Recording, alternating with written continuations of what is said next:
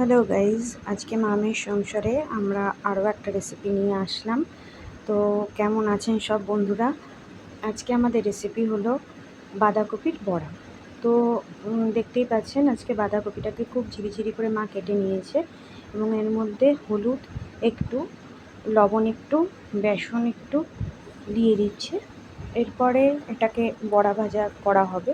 তো কার কার বড়া ভাজা খেতে ভালো লাগে, বাঁধাকপির বড়া, অবশ্যই জানাবেন। আমার তো খুব ভালো লাগে এগুলো, ডালের সাথে, বিভিন্ন তরকারির সাথে খেতে খুবই ভালো লাগে, এমনিও খাওয়া যায়। এর মধ্যে মা একটু জোয়ানও দিয়ে দিয়েছে। এবার জল দিয়ে এটাকে মাখছে, কারণ এটাকে একটু জল না দিলে শুকনো হয়ে যাবে, বড়াটা আটকাবে না। তাই জন্য মা এটাকে মেখে নিচ্ছে ভালোভাবে, যাতে এটা সুন্দর করে এর মধ্যে নুন, বেসন ভালো করে বাঁধাকপির গাগুলোতে লাগে, এই জন্যেই মা এটা করছে। এবার এটাকে ভাজার জন্য রেডি করা হচ্ছে। মা উনুনটা ধরিয়ে দিল, উনুন বলতে গ্যাস স্টোভটা ধরিয়ে দিল। এবার কড়াই বসিয়ে দিয়েছে। কড়াইতে তেল দিয়ে দেবে মা। তেল দিয়ে দেওয়ার পরে তেল গরম হয়ে গেছে। এবার বড়ার আকৃতিতে আপনারা যে কোনো শেপেই এটা করতে পারেন। মা যেরকম চ্যাপ্টা চ্যাপ্টা বড়ার আকৃতিতে ভাজতে দিয়েছে। তেল গরম হয়ে গেছে।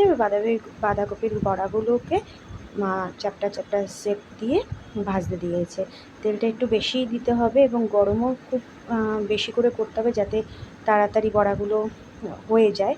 যদি তাড়া না থাকে তাহলে আস্তে আস্তেও করতে পারেন, কোনো প্রবলেম নেই।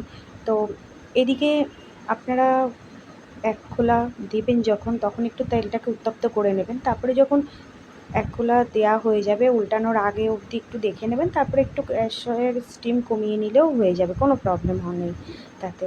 তো আপনারা কম বেশি সবাই রান্না জানেন, আর তবুও আমাদের যেটা আমরা করি সেটাই আপনাদেরকে জানালাম। তো মা বড়াগুলো দিয়ে দিয়েছে, একদিক হয়ে গেছে, মা এটাকে উল্টে দিচ্ছে বড়াগুলোকে, যাতে অপর দিকটাও ভালোভাবে বড়াটা হয়ে যায়। সেই জন্য মা একদিক উল্টে দিয়ে, একদিক হয়ে গেছে, এবার পরের উপর পার্শ্বটা উল্টে দিচ্ছে। এবার অপর দিকটা উল্টে দিয়ে এটাকে ভাজার জন্য দিয়েছে। এবার আস্তে আস্তে এটা ভাজা হচ্ছে। তো গাইজ, তোমরা বাটা বড়া কে কীরকম খেতে ভালোবাসো আমাদের অবশ্যই জানাবে। কার কীরকম খেতে ইচ্ছা, কে কী দেখতে চাও অবশ্যই সেটাও জানাবে। বড়াগুলো আরেক দিকেও হয়ে গেছে, বেশ একটু পোড়া পোড়া টাইপের, লাইট ব্রাউন কালার হয়ে গেছে। এবার মা এই বড়াগুলো আস্তে আস্তে বাটির মধ্যে তুলে দিচ্ছে। কার কী আরও ভাজা দেখতে ইচ্ছা আছে অবশ্যই আমাদেরকে জানাবে, আমরা চেষ্টা করবো সেগুলো করার। আজকের রান্না কেমন লাগলো অবশ্যই জানাবে। কারোর কোনো, আমাদের যদি কোনো ভুল থাকে, কারোর সেই মন্তব্য থাকলে সেটাও অবশ্যই জানাবে আমাদেরকে।